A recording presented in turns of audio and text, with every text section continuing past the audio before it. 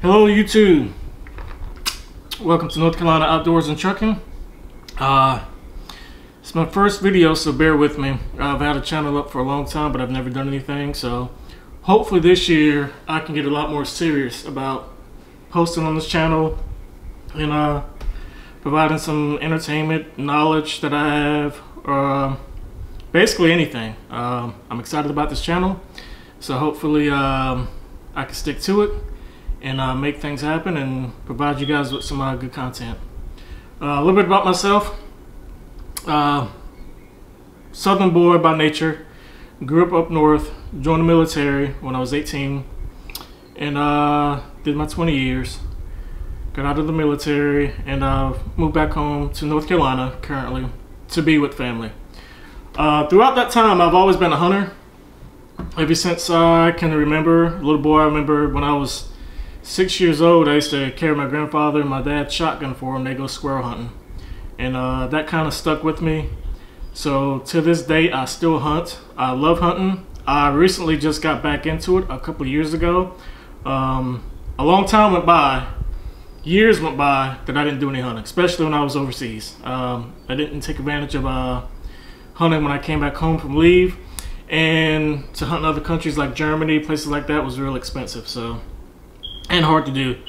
So during those times and my deployments to Iraq multiple times, of course, you know, those were a lot of lost time that I couldn't hunt. But like I said, I'm back in the swing of it, and I'm taking it pretty serious. I really started getting back into hunting probably 2010 after my last deployment to Iraq. I really started getting back into it when I was stationed at Fort Stewart down in Georgia.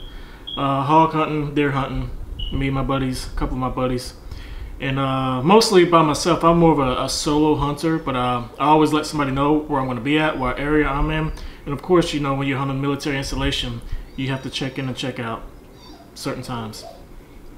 But getting into it, I've kind of changed things around a little bit. I was never a semi-auto guy as far as hunting. And once the Savage MSR 10 long range came out and I purchased it, that really changed my mind. I know a lot of people don't agree or don't like the fact that people may hunt with a semi-auto, but I love it. I think it's just as good as a boat gun. Of course, you don't have that accuracy that a boat gun has, but you know, if you purchase a good quality rifle, semi-auto, to me it doesn't matter who it's made by. Good optics and good ammo, I think you'll be successful. Right now, I'm running the Savage MSR 10 long range, topped off with these are, what rings are these? I don't want to tell you guys something that it's not. I can't even think of the name of it. It'll come to me. But Vortex Razor Gen 2 4-5 in mils.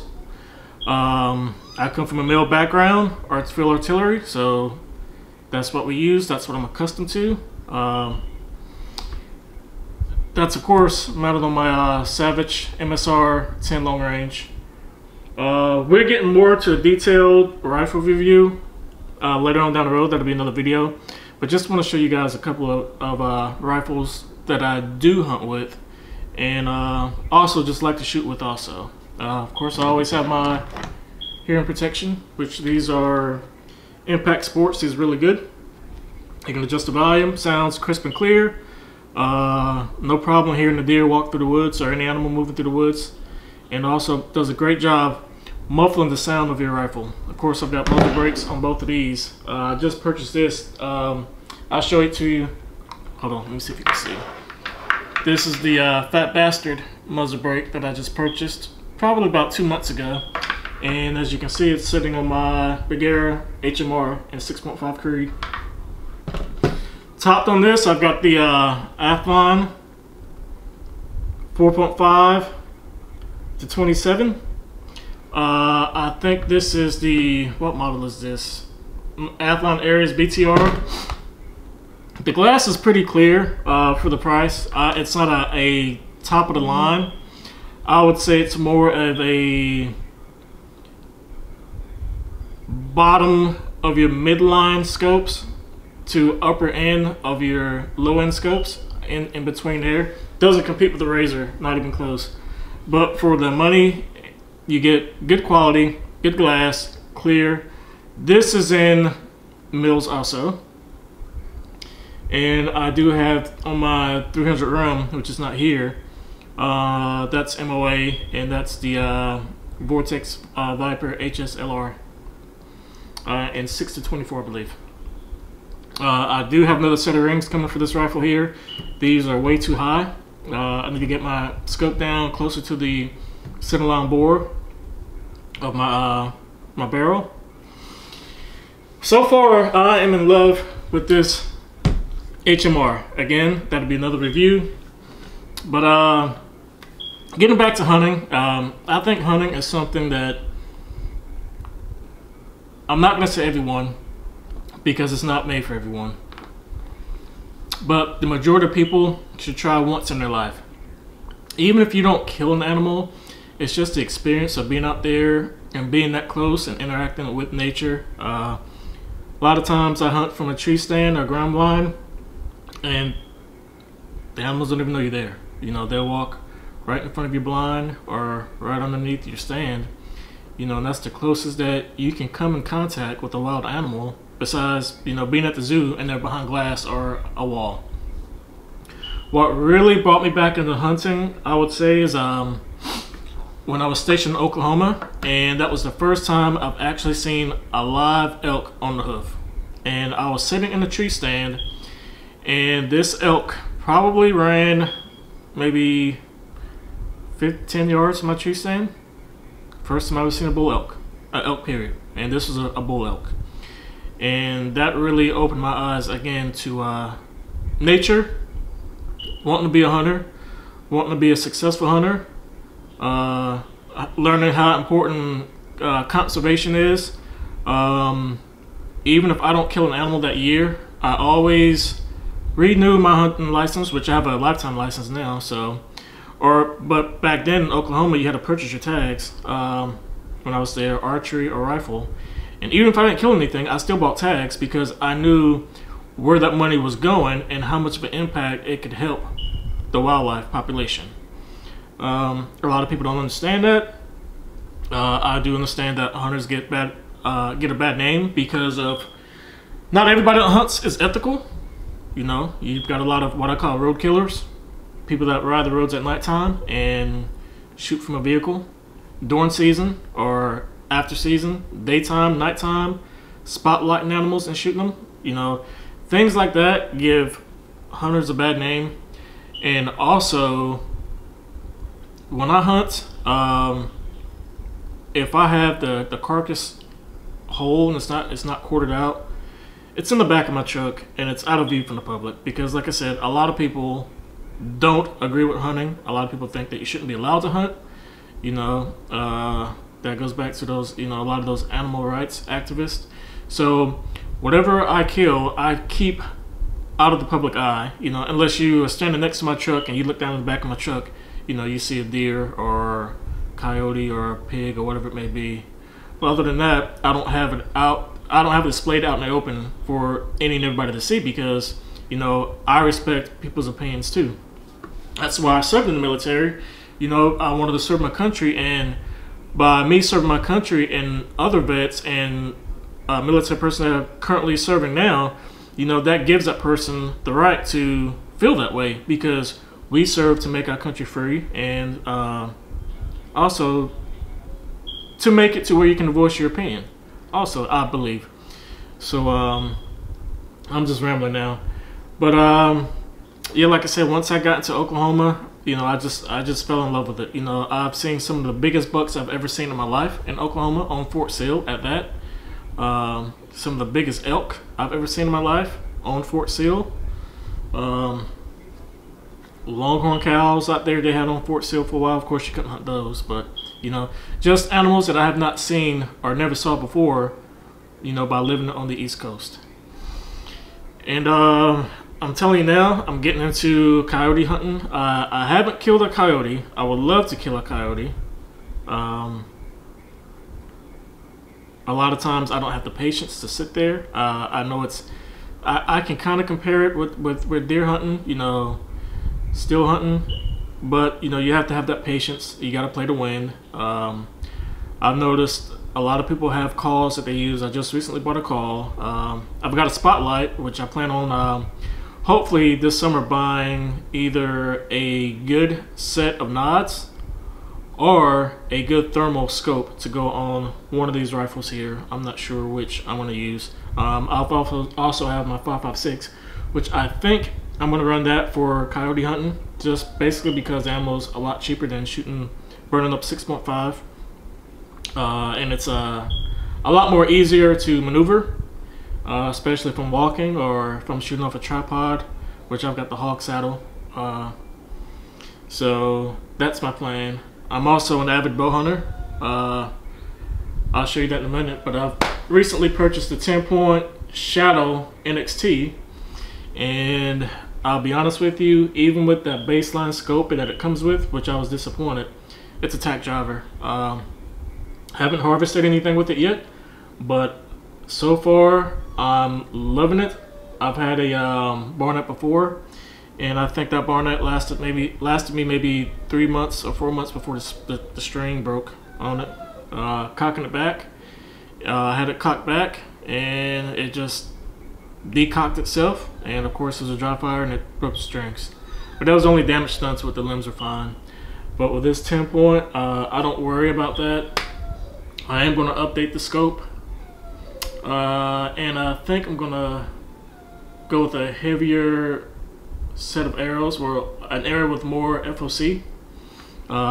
I was shooting 100 grain broadheads. I just updated to 125 grain broadheads. The Wacom 3-blade. I haven't shot those yet, so I have yet to see how those fly.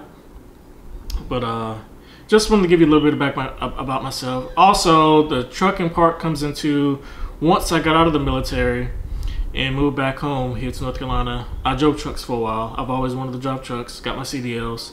That was one of the first things that I did. You always have a job if you have your CDLs. I've drove for local companies, and I've driven over the road also. I've done contracting work for the government since I've been out, and currently now I work for myself. I have my own business, thank God. But hopefully 2019 will be a better year, more successful year. And before I close out this channel, there's one other thing I want to touch on. I don't have the biggest YouTube channel. I probably don't have any viewers or followers right now. I hope people do like this video. I know some people are not going to like this video. It doesn't bother me if people don't like my videos or the content that I have.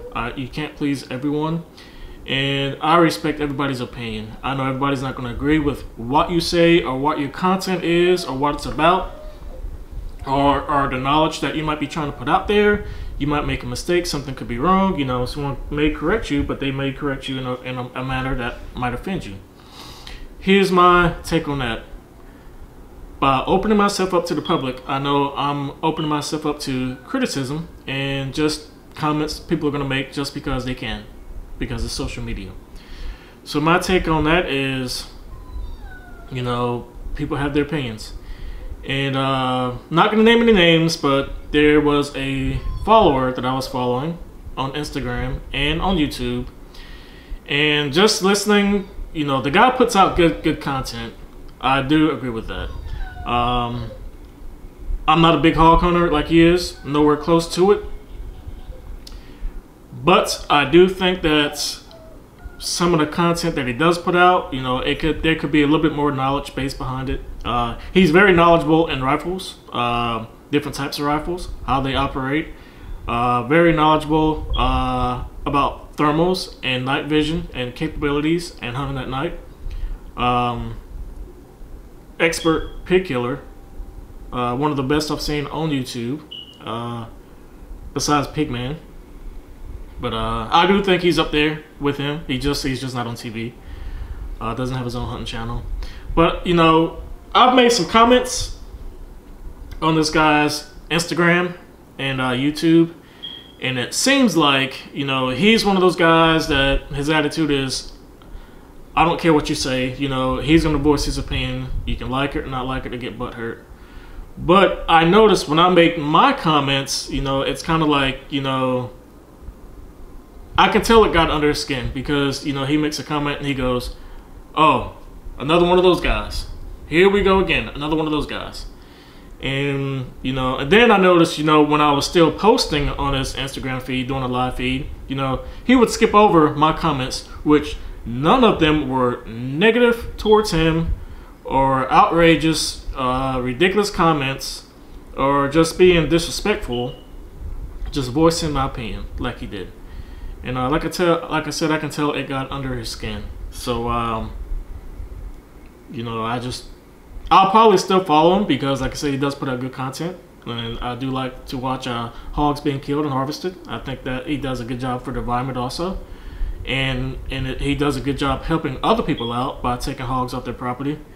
But it's just that if you can have a YouTube video, dude, don't be thin-skinned. You know, that's one thing the military's taught me, is not to be thin-skinned. You know, take it with a grain of salt and move on. You know, not skip over somebody's comments because you didn't like the comment they made before, so you're just gonna bypass them. You know, they're one of your viewers, and if that's how you treat your viewers, you know, maybe you shouldn't have a YouTube channel, or maybe you shouldn't have Instagram if you treat your viewers like that.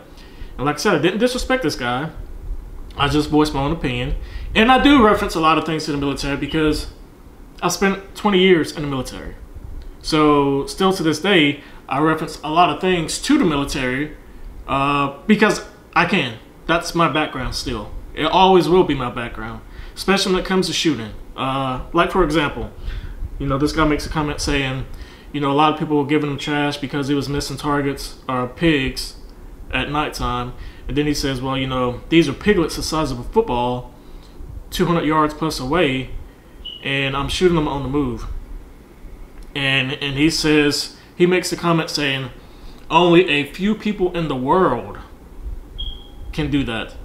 That's a pretty bold and broad statement to say only a few people in the world could actually do what he's doing, which is a bunch of crap, because anybody that has the rifle, that has thermals, that has an opportunity to hunt in the areas that he hunts in and hunt as much as he does at night using thermals and nods, over time can get out there and do the same thing that he's doing. You know, it's not rocket science. It's not. It's not. And you'd be surprised how good some people can shoot that have never shot a rifle before. You know, I've experienced, like I said, I spent 20 years in the military. I've experienced that. I was a scout. I was in air defense, and I ended my career in field artillery. So I know what it's like to lead a target at night. When I was a scout in air defense, I was on a Bradley fighting vehicle. If you don't know what that is, you can look it up. I know what it's like to lead targets, both targets on the range and human targets. Been there. I know what that's like.